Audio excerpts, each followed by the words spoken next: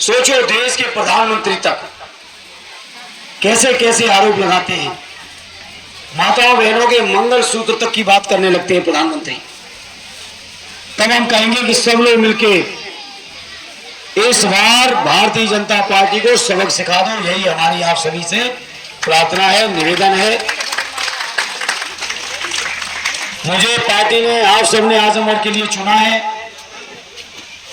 तो मैं आपको यह भरोसा दिलाता हूं, जब आजमगढ़ के लोगों की मोहर लगवा के दिल्ली की लोकसभा तक पहुंचूंगा, तो आजमगढ़ के मेरे भाइयों बुजुर्गों, आपका एक बहुत मजबूत वकील बन के रहूंगा, कमजोर वकील बन के आजमगढ़ का नहीं रहूंगा।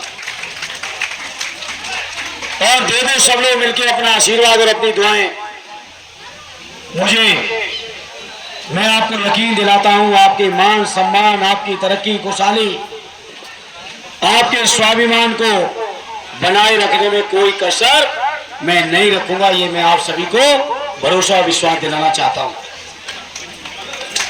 ये चुनाव मैं समझता हूं इस बार बीजेपी को हम सब ने मिलकर हटा दिया, जिसकी संभावनाएं बन चुकी हैं। पश्चिम के चुनावों में बीजेपी बुरी तरह हार के आ रही है। पश्चिम में लहर चल रही है इंडिया गठबंधन की। मेरे आजमगढ़ के लोगों, आपसे प्रार्थना है, उस लहर को आंधी में बदलने का काम, तूफान में बदलने का काम आपको करना है। और ये आजमगढ़ के लोगों में क्षमता रही है। आजमगढ़ के लोग तो हवा के खिलाफ भी चलने का काम किए हैं। ये तो हवा पक्ष में आ चुकी है। तो मेरे आजमगढ़ भाइयों, मुझे चुनाव जिता देना, सदैव नेताजी का मान सम्मान बढ़ा देना, आर्य अखिलेश यादव जी के सम्मान को बढ़ा देना। और ये मान के चलिएगा, जब दिल्ली में इंडिया गठबंधन की सरकार बनेगी, उसी दिन से आदरणीय आजम साहब के ऊपर अन्याय अत्याचार भी खत्म हो जाएगा, जो आज की तारीख में हो रहा है। चुन चुन के अत्याचार हो रहे हैं, मामूली बात नहीं। परिवार के 3 लोग तीनों अलग अलग जेलों में डाले गए, बीमारी की दवाएं नहीं दी जा रही। अभी गाजीपुर की जो घटना हुई वो हमसे आपसे किसी से छुपी नहीं है। कैसे इलाज के अभाव में आली मुख्तार अंसारी साहब की डेथ हुई है। तब मैं आज आपसे कहना चाहता हूं, सभी लोगों से कहना चाहता हूं, इस बड़ी लड़ाई को सब लोग मजबूती से एक होकर लड़ लेना।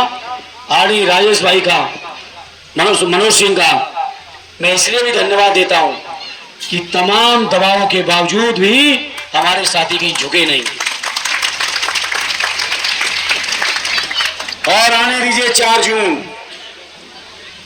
साथी मनोज जी, 4 जून के बाद कोई झुकाने भी नहीं आ पाएगा आपको, ये भी हम भरोसा दिलाते हैं। कोई अन्याय अत्याचार करने वाला भी नहीं होगा। 4 जून तक अभी हमें आपको सबको जो भी झेलना पड़ेगा, उसके लिए मानसिक तौर पर तैयार रहना, क्योंकि अब बीजेपी में दम नहीं रही आपसे लड़ने की। बीजेपी हिम्मत हार चुकी है, अब प्रशासन के माध्यम से लड़ना चाहते हैं, तो उसके लिए मानसिक तौर पर तैयार रहना।